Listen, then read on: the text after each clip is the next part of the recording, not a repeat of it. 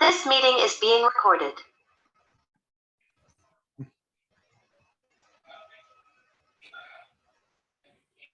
All right, so last week we oh man, the sound keeps coming back at me. You okay now? Okay, Yes. good. All right. So we looked at Romans 1:16, for I am not ashamed of the gospel of Christ, for it is the power of God to salvation for everyone who believes, for the Jew first and also to the Greek. And so this is the theme verse of the whole book that Paul is writing about. He wants us to understand the power of God of salvation and how God has given us this. And in it, the righteousness of God is revealed from faith to faith, as is written, the just shall live by faith. So the key thing is faith, righteousness that comes from God, not righteousness that comes from the law by our own works, but what comes by faith in Him. Okay. So now he goes in and he wants to introduce us to three types of sinners, and purpose is that we would all be we would recognize that everyone is a sinner, everyone is under sin, and but there are different types of sinners in the sense that from our perspective, we might not see ourselves the same type of sinner as somebody else, but God sees all sin as it is something that seeks to separate us from God. Mm-hmm. He tells us in verse 18 that the wrath of God is revealed from heaven against all unrighteousness or ungodliness and unrighteousness of men who suppress the truth in unrighteousness. So in verse 60 and 70, he tells us about the righteousness of God that's revealed from faith to faith. And now we have the wrath of God that's also been revealed. And the wrath of God is revealed in history. And so the Bible has some basic things that it points to when it talks about judgment. The first one, of course, is the judgment of Satan and the angels that were cast out of heaven. Then we have the judgment through the flood, where all of mankind and living things were killed in the flood as they had only imagined evil continually. And then we have the Sodom and Gomorrah, where God rained down fire on those cities. So God's wrath is revealed and comes against man who suppressed the truth in unrighteousness. And so he's going to teach us now a little bit about how come everybody has access to truth. There is revelation of truth in the world, but people don't want to accept the truth of God. They don't want to accept the truth of God's righteousness. They want to try and live out their own righteousness. And so this is why we have the different religions, different things that people are seeking to build their own righteousness rather than accept the righteousness that comes from God. So first of all, he says, because that which may be known of them is manifest in them, for God has shown it to them. So the first thing is the area of conscience. So God has put a conscience in us, and this conscience convicts us when we're doing things that are wrong, and it encourages us when we're doing things that are right. And so it points to the fact that there is a lawgiver. There's someone in the universe who created us who is a lawgiver, who has put that into us. This is one of the things often when people are arguing with atheists, they will say, well, do you believe that murder is wrong? And they'll say, well, yeah, I believe murder is wrong. And then they'll say, well, how come you believe that? There's no, if we're evolutionary beings and there's no God and there's no standard, then how can you say murder is wrong? And unfortunately, that's why when we say abortion is murder, they say, well, no, it isn't. Because they don't have a standard for what is right and what is wrong. They come up with their own standard. And so once you start looking at that, then they say, well, you know, euthanasia is okay. Euthanasia is not a doctor murdering his patient. It's free choice. And then once again, we have that where they are making up their own law and their own rule. And so the fact that we have this conscience has to be put against something that is eternal, something that is absolute. When we have the absolute truth of God in his word, then our conscience is able to come up with true judgment. But if we don't have that standard, then we come up with our own judgment, and that is not always right. And the second revelation of God in the world is in verse 20. It says, "For since the creation of this world, his invisible attributes are clearly seen, being understood by the things that are made, even his eternal power and Godhead, so that they are without excuse." So the other revelation, now these are called general revelations because they are not necessarily the revelation of salvation, but the revelation of God himself in the world. So when you look at creation, you see that there's a maker, there's someone who designed this world. And the more scientists dig into the cell and they dig into the universe and everything, they see how intricately everything is put together, everything is designed. And it points to God's incredible power, his incredible wisdom, the ability that God had to speak things into existence and to make them so amazingly accurate and beautiful. And so this whole area of design is there. And so when atheist professors are teaching biology or something like that, they have to constantly keep reminding their students, it looks designed, but it isn't. It looks like someone designed this. It looked like some intelligent being put this there, but no, that's not what it is. So this is where people are without excuse. They have this revelation that there is a God, but people don't want to bend their knee to that God. And so either they create their own God or they reject God. And this is where the wrath of God is revealed from heaven. Any thoughts or comments on that? What have you seen in this whole area of the revelation of God in nature? Who are you talking to? Just Either one of you. Oh, okay. Well, that's exactly right. It's like people can be looking at design and it's like a weird kind of denial, like that they have to keep staying in. It's like their eyes can show them this is designed and it's clear, but they kind of have to ignore reality. So it's just, I don't know. It's just, yeah, I don't know what to say about it. You kind of just shake your head but that's, like you said, on abortion or euthanasia, it's like, and that part too, where there's the claim that there is no right and wrong. And then I'll say, well, this is not wrong, or this is right, or I don't know, it gets all mixed up. Yeah. Right. I agree with that too. Yeah, and the unfortunate thing is with all of that too, like with, all the abortion and euthanasia and God's creation, a lot of things are put in the newspaper and, it's like people read everything and they believe it and they think, oh, it's all okay, I can do this. But I don't give my blessing on it. I cannot go through with that. And I've had that situation in some relatives in my family. So that was a hard thing. Well, it's interesting, this word suppress the truth, because that's what they do. They're using propaganda. Like everything you read has an evolutionary slant.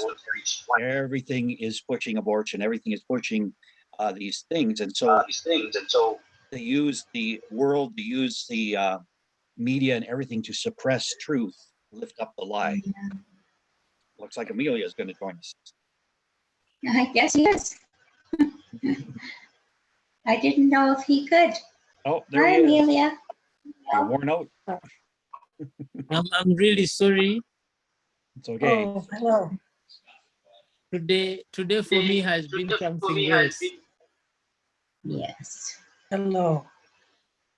Sorry, I'm really sorry for that.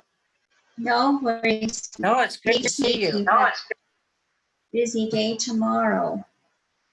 How are you guys doing? Good. We're all doing well. Good. Hi, Dad. Right. So did you get everything rolling today? Yes, but it was really tiresome. So I've just come back like an hour ago, so I was very tired. Yes. Good. Yeah, but I'm happy to be here. Ah, for sure. That's great. Yeah.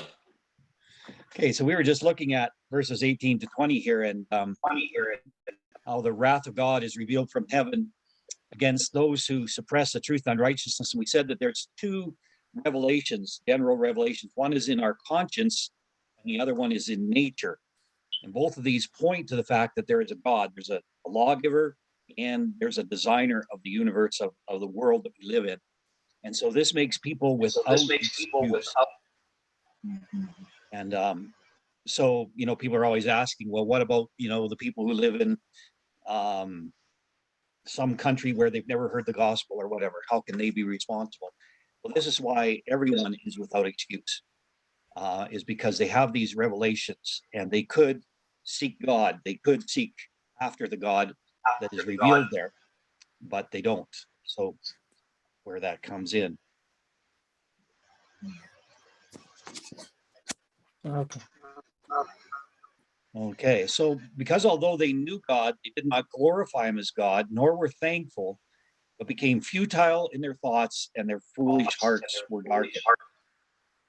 So the revelation, the general revelations of God, they knew that there was God, they knew there was a creator, but rather than glorify him as God, and they weren't thankful. That's an interesting thing, that gratitude is one of the key things, ingratitude, I should say, that keeps us from God. We don't want to be thankful to him. We don't want to express our worship and praise, and so we turn away from him. And the result is that their thoughts became futile and their hearts were dark. And this is a direct result of turning away from God. So what do we see in our society? We are some of the results of turning away from God.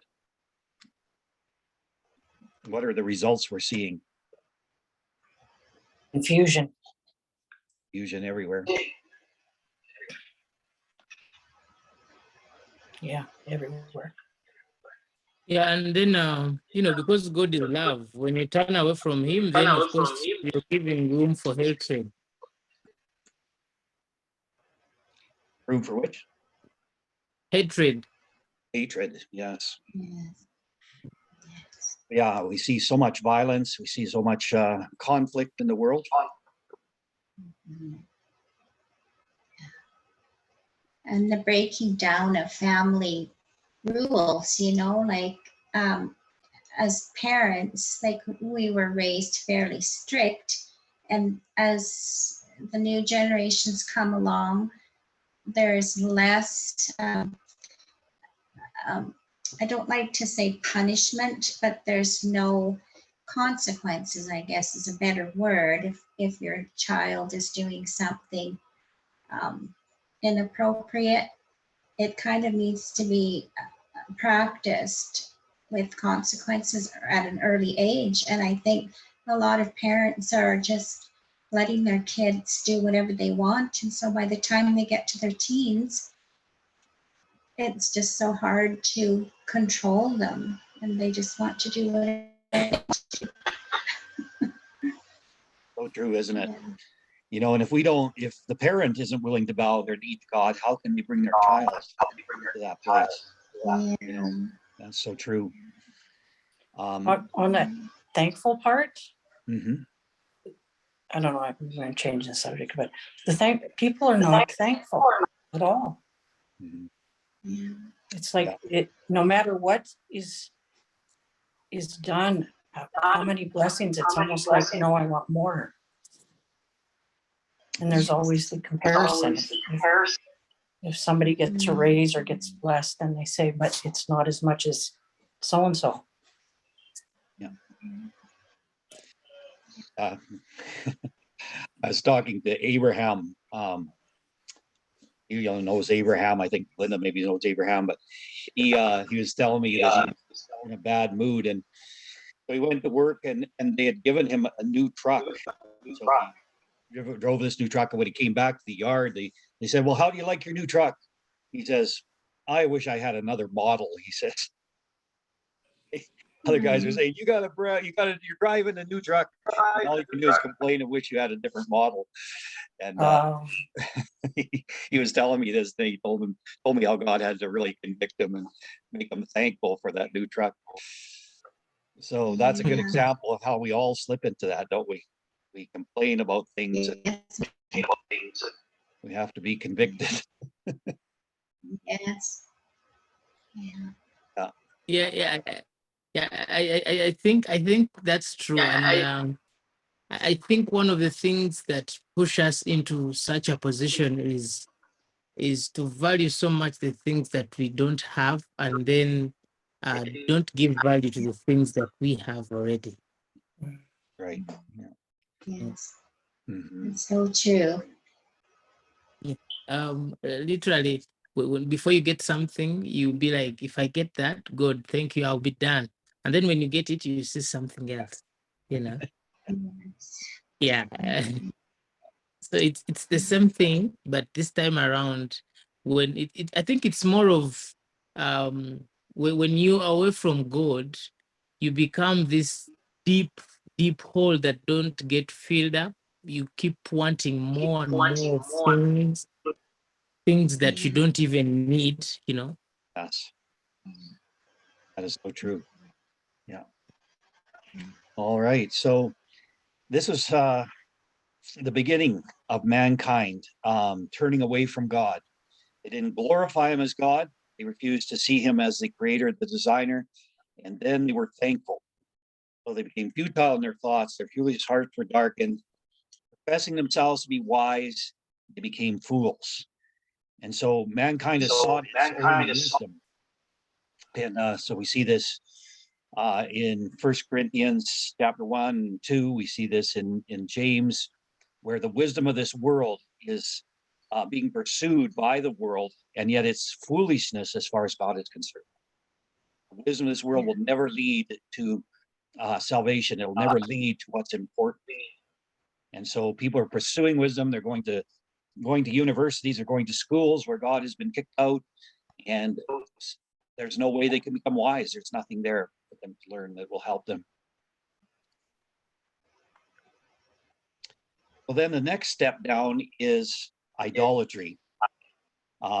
They change the glory of the incorruptible man into an image made like corruptible man, and birds and four-footed animals and creeping things.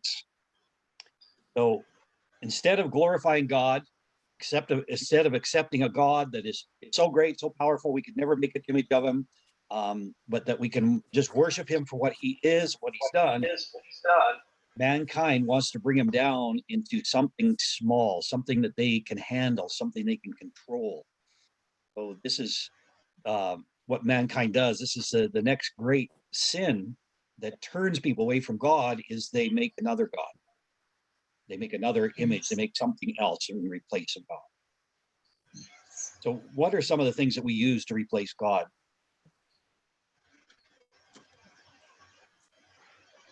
Emilio? Family. Yeah. Mm-hmm. Some of us may have good families, strong families, in terms of maybe ability to help you, and so these things tend to take you away from God. So you replace God with them, because when you ask them, they help you, and stuff like that. Yeah. So you tend to value them more. And you let them direct your life rather than God. Yeah, I think that is also demonstrated when Abraham, God told him that to go away, to separate with Lot. Yes. And during that time when they were still together, he couldn't talk to him. But then immediately after doing that, then he again started talking to him. So those are some of the ways we can also replace God with people that, we value. Right. Big thing in Western countries is science, right? We've replaced God with science. I follow the science. That's such a big lie. Then we can have reliance on governments. We can have reliance on education, all kinds of things. And we replace God and all that he is in our life by these different things. And so it's not just having a statue in the corner, although that's bad. Those are bad things. But it's other ways that we can replace God and change his glory. You can turn people into idols too, which is not good. Yeah, that's right. Corruptible man. And worshiping, musicians and other things like that, like famous people and actors, and I want to be like that person rather than I want to be like God. Right. And that seems a particular temptation for teenagers.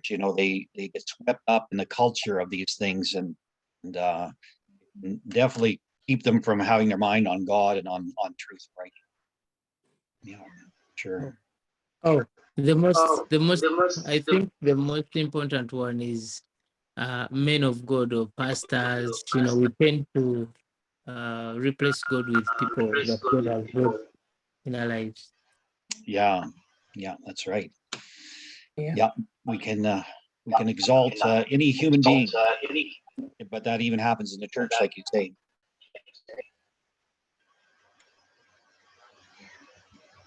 All right, so God brings a judgment, and this is what God does. It says, therefore God gave them up to uncleanness, the lust of their hearts, to dishonor their bodies among themselves.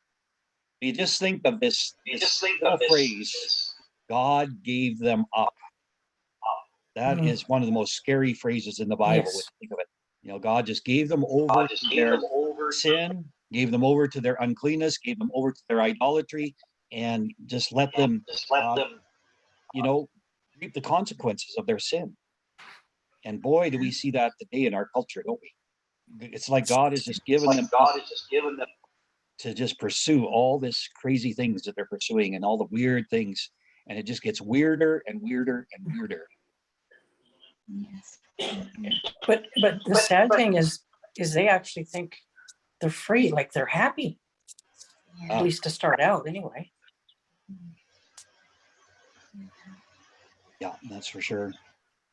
And they promise them, if you follow after this sin, it will fulfill you. It will help you. It'll make everything better. And so we have, women dressing up like men and men dressing up like women, and they think this is going to make everything better. But it doesn't.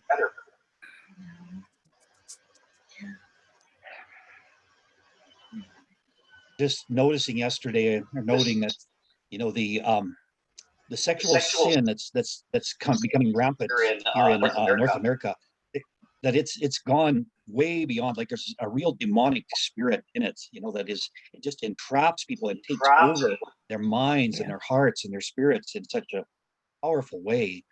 And I think that it is very much an open door to demonic spirits and things.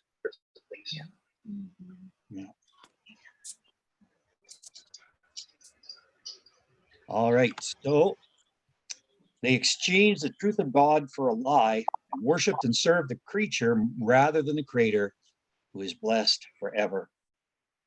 So there's this exchanging of truth. This they suppress the truth, they turn away from the truth, and they take the lie.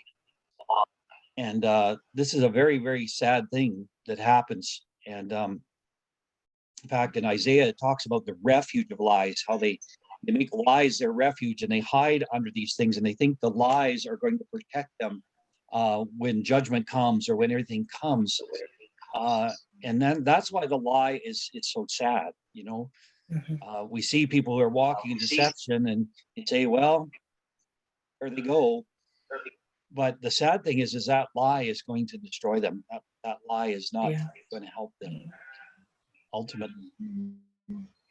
And so, you know, the world could say everybody can have their own truth and everybody can just, you know, everybody's truth is as good as anybody else's truth. But that's part of the lie because it isn't true. If you're believing a lie, that lie will destroy you. That lie will not protect you. It will not help you.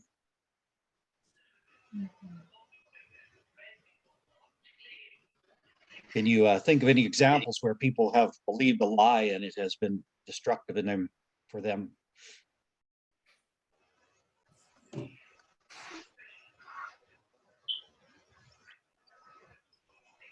Sorry. Can you think of examples where people have believed lies and it's been destructive to harm them?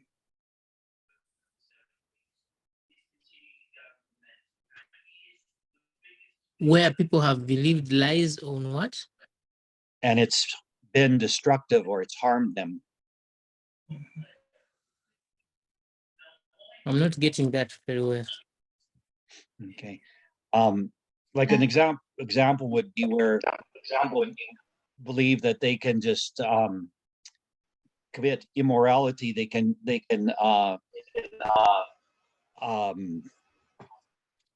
know, just go into fornication, for instance, and they say, well, you know, it's not going to hurt. It's long as it, you know, we love each other and everything, it's just going to be okay. It's not going to be a problem. And yet we look and see how it's broken families, it's broken relationships, and just the pain that comes later. And so often the lie is, you know, it's not going to hurt me. It's not going to cause any trouble. But when we break God's law, ultimately, it's not going to be for our best.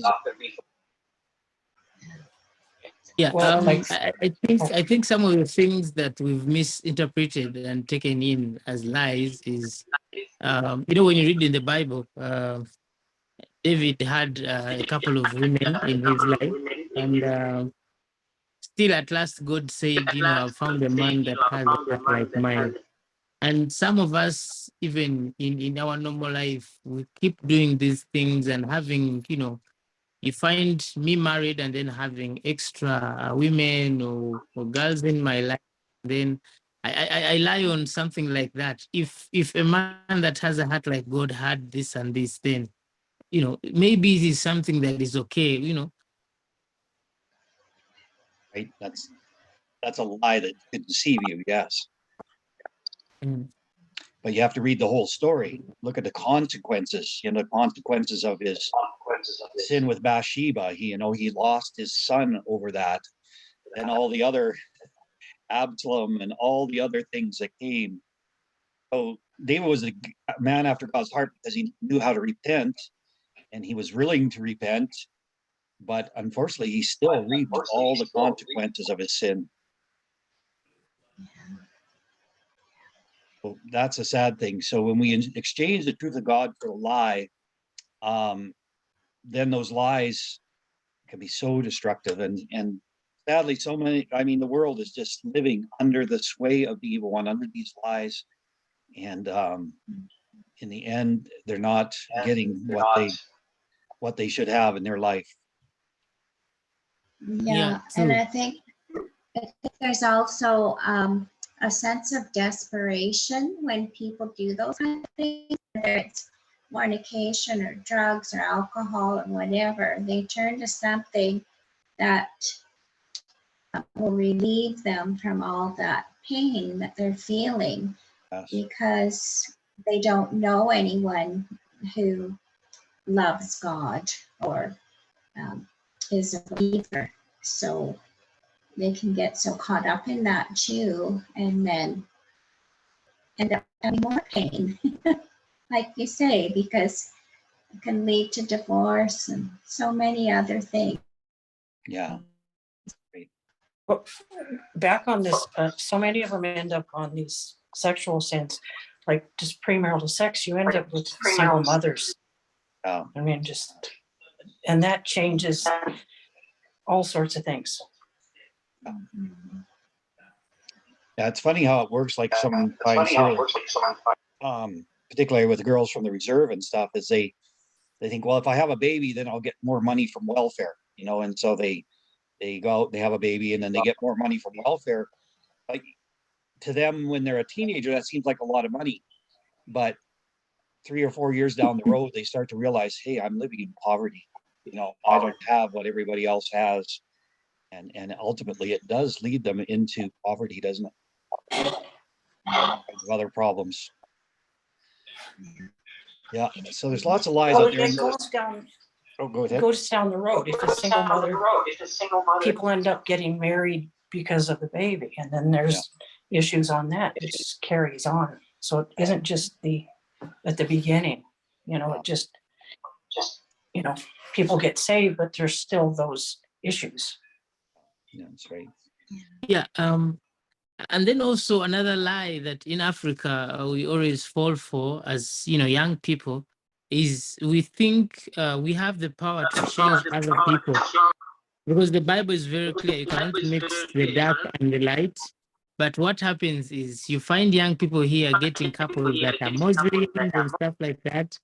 And they have this mind that, I will change this person. I will change this person, Yeah.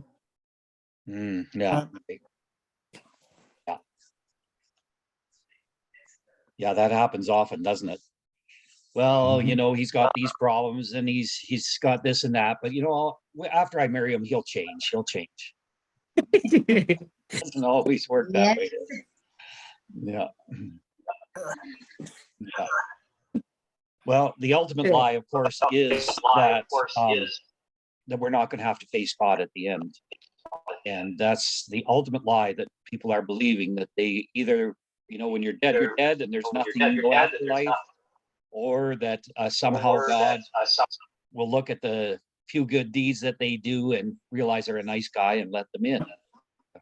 That is going to be the ultimate lie that people believe, that it's going to destroy them. It's so sad. Mm-hmm. Yes, you're right. Yeah, you're right. Even up to now, we still believe that.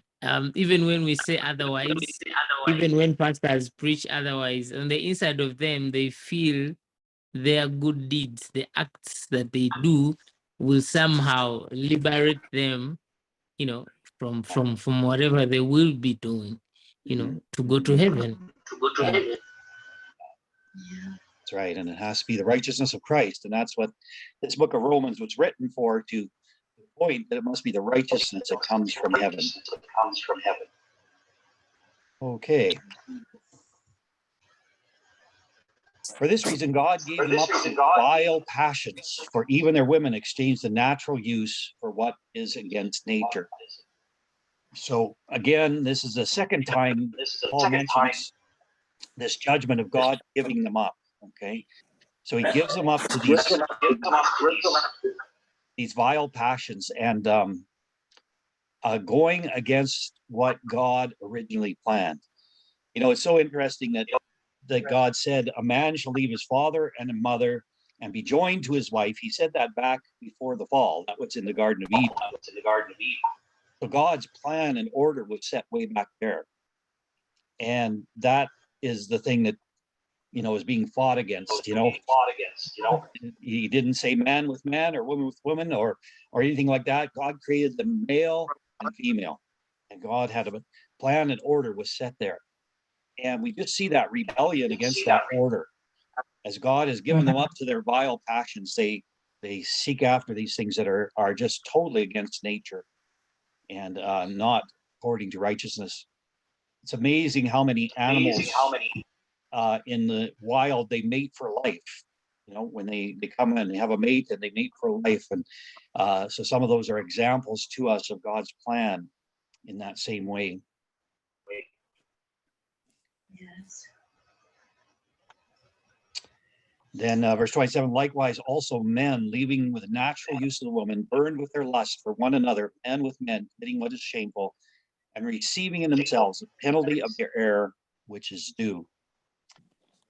That last line is interesting.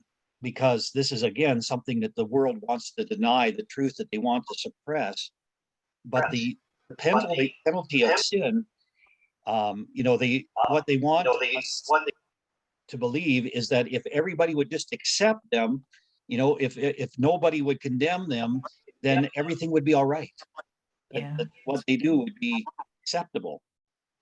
But the truth is, because it's against nature and because it's against our Creator, the penalty is within them. And so, homosexual men do not live very long. In fact, their life expectancy is in their late 30s because of the lifestyle that they live. I remember this doctor came out here in Canada, and he just wanted to show all the different things, all the problems with the homosexual lifestyle, all the sicknesses and diseases and things that were caused by it. And of course, he was shut down, and he was just, but he was pointing out the truth. Truth is that it's a very unhealthy lifestyle, unhealthy physically, unhealthy mentally, unhealthy spiritually, and very destructive. And so I think AIDS is an example of something that God has allowed in the world for a demonstration of that. Mhm.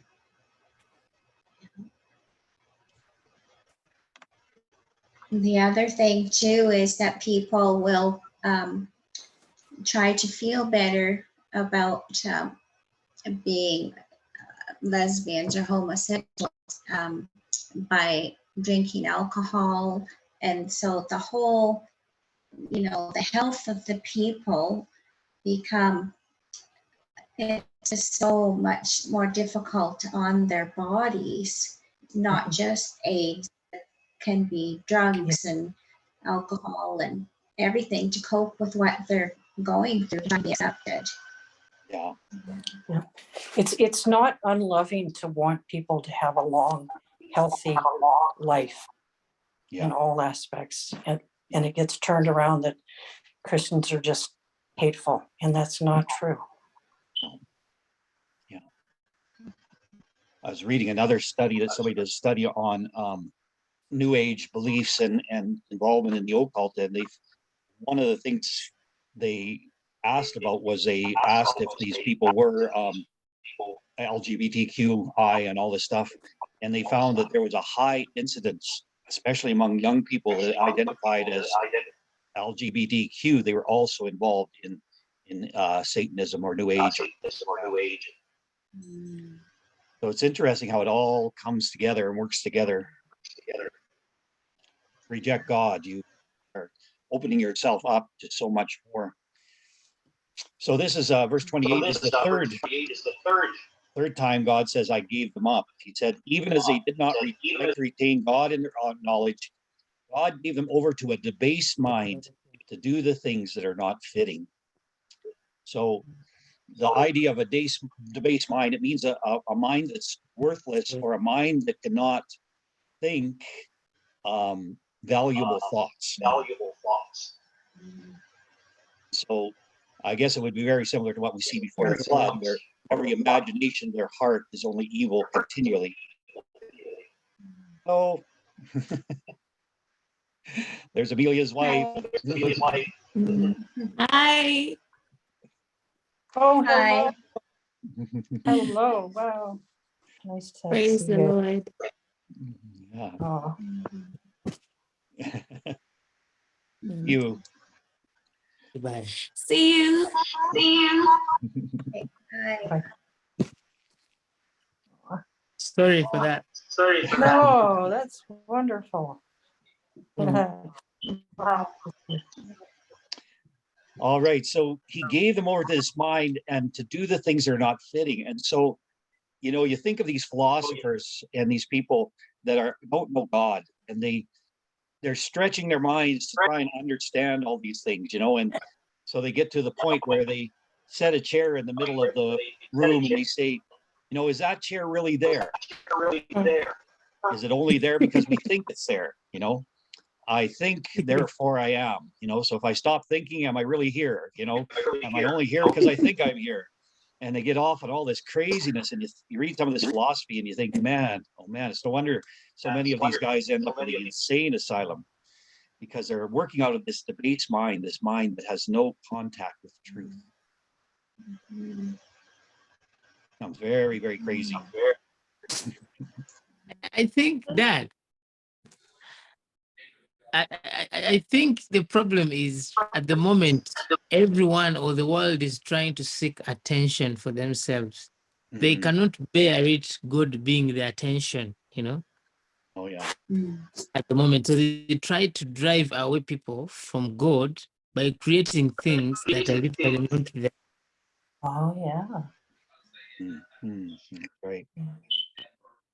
Yeah, the big I is a big problem, right? Yeah.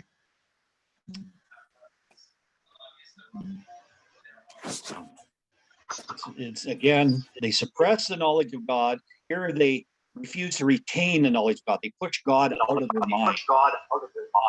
They don't want to think about God. And sadly, when you hear about some of these people that have left Christianity, often they start getting thoughts of doubts. Maybe they listen to some atheist and he says something and they start thinking these thoughts of doubt. And instead of seeking God or seeking someone who could give them truth, they go off listening to the other ones, listening to the people who are speaking of lies. And so the lies, they gather the lies, and pretty soon God gets pushed out of their mind. They push in a sense, they push God out of their mind. And if when they hit that crossroads, if they would just seek God and go and find some answers in the righteousness, it's like one guy said. He said they're trying to seek for the light in the darkness. There's no light in the darkness. Yeah. So that's what often happens.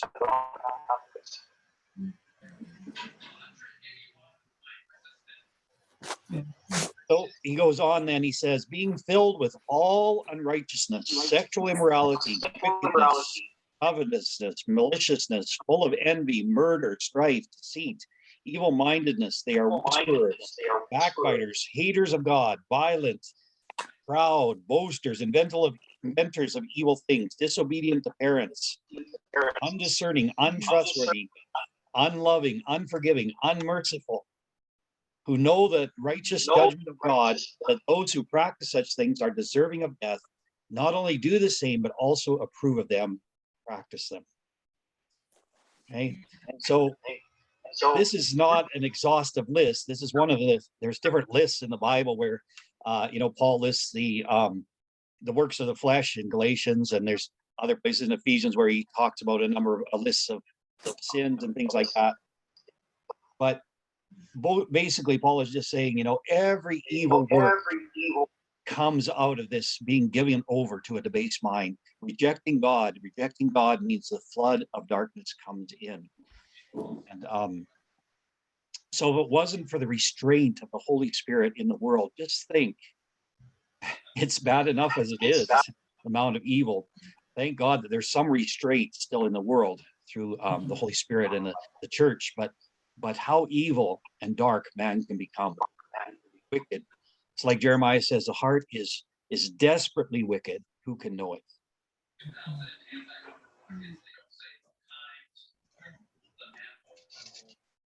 And so he concludes here, he says, knowing the righteous judgment of God. Now, again, the wrath of God is revealed, and it's revealed in history. And so when we look around, people that want to deny, they want to say, well, no, you can't say that was God's judgment that fell on this city or happened here or happened there. They want to deny it. But the reality is it's revealed, it's shown. And everyone knows, their conscience or whatever, that ultimately they're going to have to pay the price for their sin. So they know the righteous judgment of God, that those who practice such things are deserving of death, but yet they do them and they approve of people who practice them. And it's so amazing how sinners hate to sin alone. They always want to pull somebody else into their sin. They want to find somebody else who will partake of their sin. And so, this is why we have bars where people gather together to drink. We have other situations where you just see that they get together and they reaffirm their lies, they reaffirm their sin over and over. Yeah.